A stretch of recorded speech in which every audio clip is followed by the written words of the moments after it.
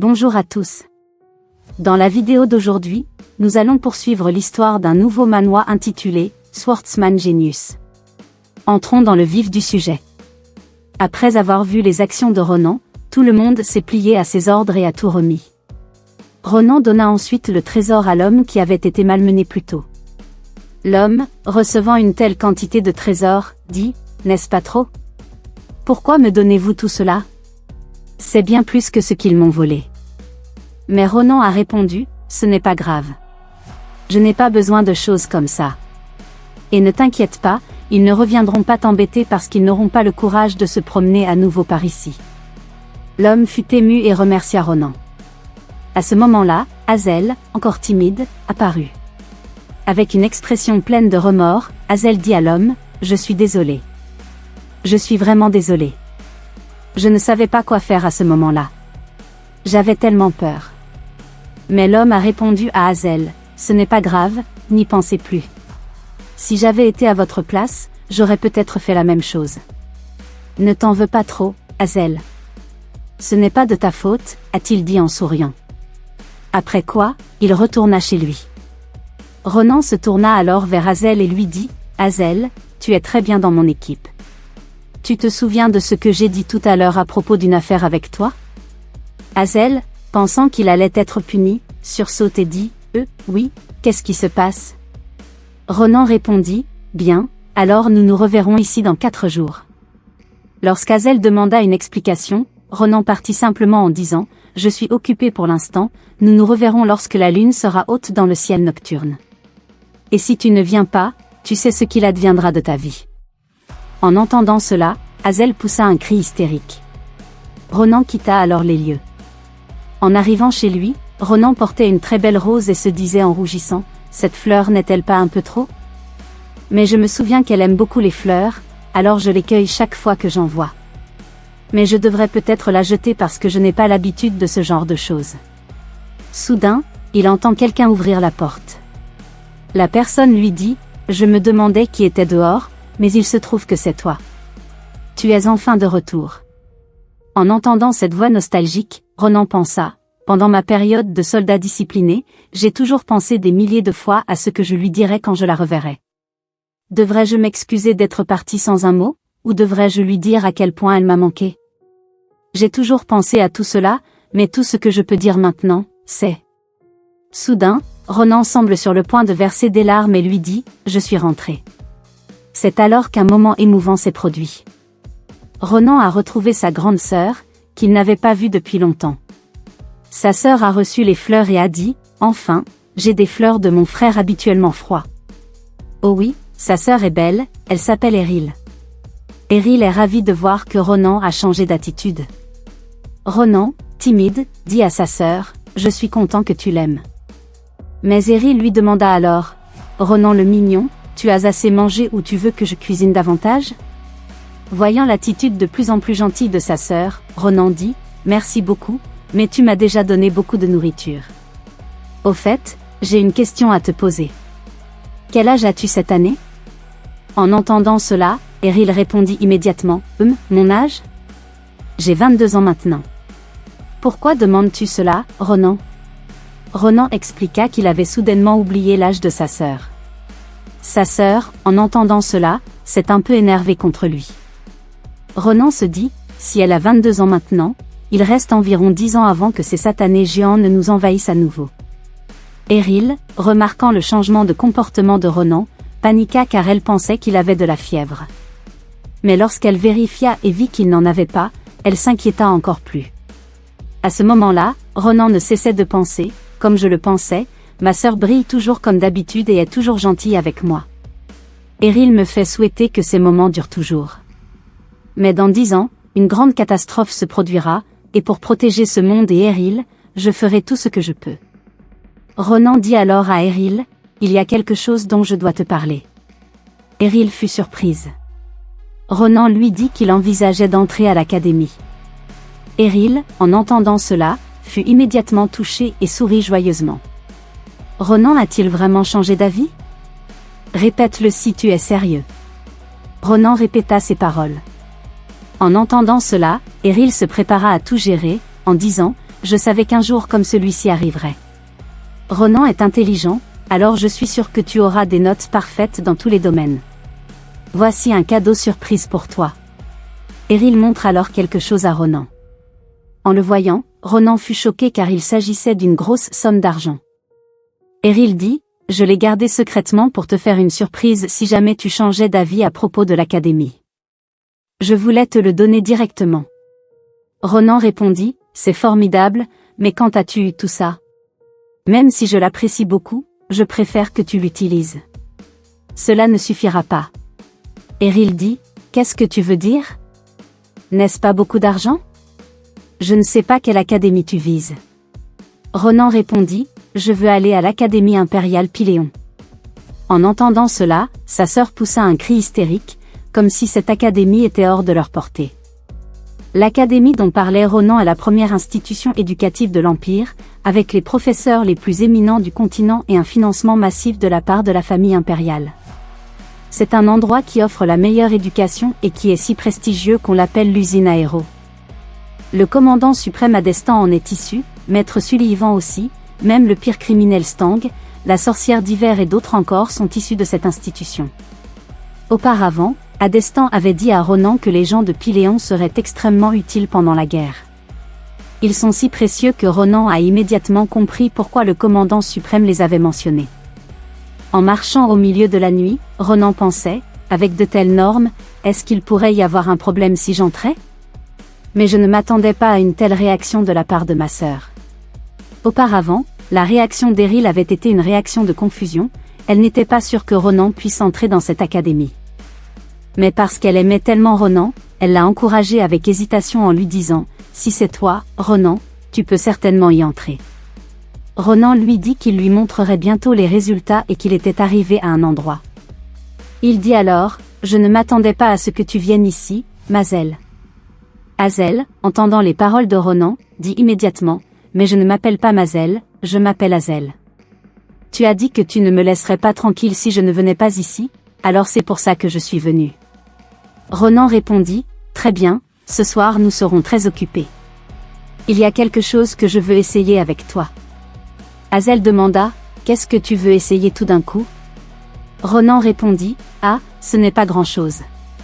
J'ai juste besoin que tu utilises ta télékinésie sur moi. Azel, s'il te plaît, soulève-moi aussi au que tu le peux. Azel fut choqué et dit, quoi? Utiliser la télékinésie? Pourquoi si soudainement? Je ne sais pas, cela pourrait être très dangereux. Mais Ronan l'assura, ce n'est pas dangereux. Allez, fais ce que je te dis. Je ne mourrai pas à cause de ça, alors n'aie pas peur. Hésitante, Azel utilisa finalement son pouvoir télékinésique sur Ronan, en disant, main invisible. Soudain, une aura télékinésique commença à entourer le corps de Ronan. Il commença à ressentir une sensation très nostalgique et dit, waouh, son pouvoir est meilleur que ce à quoi je m'attendais. À ce moment-là, Ronan se souvint de son combat contre Aiut. Pendant cette bataille, ce qui lui avait permis de se battre à armes égales, c'était le soutien télékinésique de ses camarades. Ce pouvoir télékinésique est une capacité extrêmement rare, et parmi les types de magie existants, il est encore plus rare. Azel pourrait être la personne la plus importante dont Ronan a besoin pour combattre Aiut. Ronan félicita immédiatement Azel pour sa performance. Azel, essayant de rester concentré, dit à Ronan, « Ronan, peux-tu descendre maintenant? J'ai vraiment du mal à tenir plus longtemps. » Ronan répond, « Tiens bon encore un peu. Il y a quelque chose que je veux confirmer. Je descendrai moi-même. » Confus, Azel demanda, « Hein? Qu'est-ce que tu veux dire par descendre toi-même? » À ce moment, Ronan transperça l'aura d'Azel avec son épée, et quelque chose d'étrange se produisit. Azel fut choquée et pensa, Ronan vient-il de tout détruire et de couper mon mana avec une épée? Elle paniqua et demanda à Ronan, qu'est-ce que tu viens de faire? Ronan lui dit que c'était juste un mouvement acrobatique qu'il avait maîtrisé il y a longtemps. Comme Azel ne le croyait toujours pas, Ronan lui tapota la tête et lui demanda de l'ignorer. Il prit ensuite son sac et dit, de toute façon, tu as réussi le test. Azel, prends ceci et suis-moi. Avant que la lune ne disparaisse, nous devons faire quelque chose. On pourrait dire que c'est la première page de l'histoire de notre vie. Après cela, Ronan et Hazel continuèrent leur voyage. Sachant que Ronan l'emmenait à l'Académie Pyléon, Hazel devint très dubitative et dit « Aurais-je mal entendu ? C'est un endroit où nous ne pouvons pas entrer facilement. Si c'est toi, Ronan, tu es doué pour les arts martiaux, ce n'est pas un problème. Mais je n'ai aucun talent, et je ne suis qu'un lâche timide. » Mais Ronan dit à Hazel « Et Hazel, tu veux encore vivre en gaspillant ton talent caché ?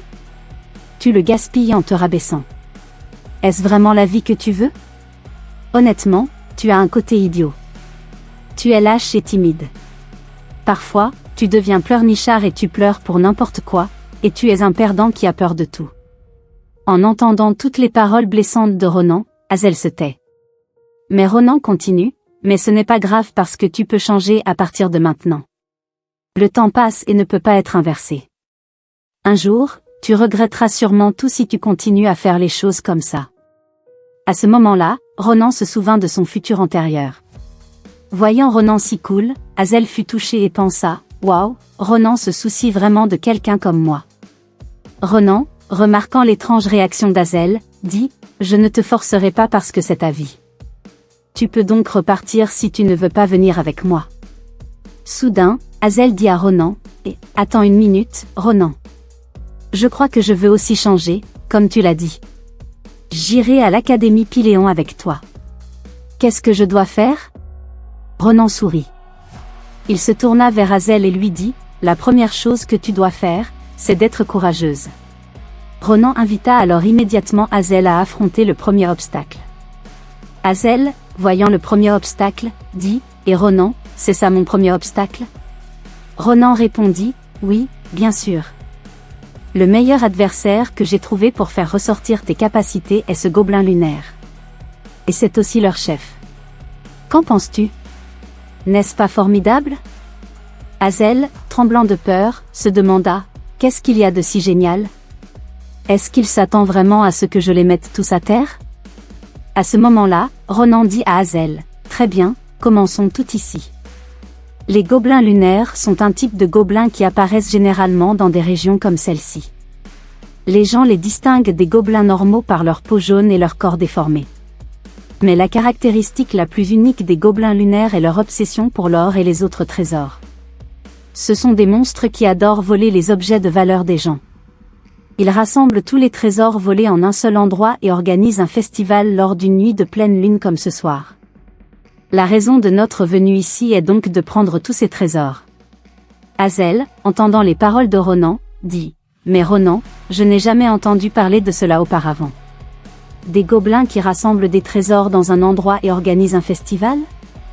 Comment sais-tu tout cela ?» Ronan dit à Hazel « C'est un secret. Obéis-moi et ne pose pas de questions sur ce genre de choses. » Mais au fond de lui, Ronan pensait « Je ne peux pas lui dire que je sais cela parce que cela fait partie de mon passé. » Ronan se rapprocha alors d'Hazel et lui dit « Il te suffit d'utiliser la télékinésie pour déplacer tout ce trésor dans ce sac pendant qu'il dorme. » C'est facile, non ? Hazel doutait d'en être capable. Ce n'est pas si simple. Et si je fais une erreur et que je les réveille ? Ce serait vraiment grave. C'est très dangereux. Il faut y réfléchir à 2 fois. En entendant cela, Ronan dit « Tu es trop timide. Écoute, pour entrer à l'Académie Pyléon, nous n'avons besoin que de 2 choses. La première, c'est de l'argent. Nous devons payer leurs frais de scolarité très élevés. La seconde, c'est l'expérience. L'argent est un problème, mais c'est plus important. Comme vous le savez, Pyléon regorge de nobles qui reçoivent une formation d'élite dès leur naissance. Si tu veux les battre, il n'y a qu'une solution. Hazel, gagne de l'expérience en te battant pour ta propre vie, dit Ronan avec une expression intense. Ronan poursuivit, ce sont des ennemis qui te conviennent pour l'instant. Nous gagnerons de l'argent et de l'expérience en même temps. Mais si tu penses que mon plan est mauvais, as-tu d'autres idées ? Hazel ne put rien dire et finit par accepter. Elle commença à utiliser son pouvoir télékinésique et déplaça lentement le trésor dans le sac de Ronan. Après cela, tout fut rassemblé. Ronan rit et dit, « C'est parfait, c'est le dernier.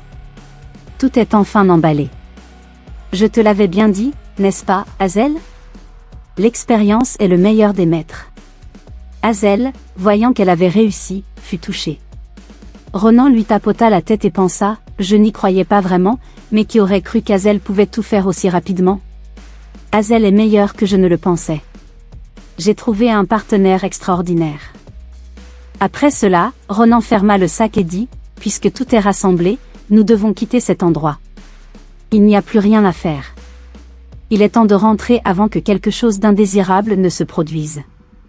Mais soudain, un groupe de créatures se mit à bouger, causant beaucoup de bruit. Cela surprit Ronan et Hazel. Ronan dit, quel genre de fous font du tapage au milieu de la nuit?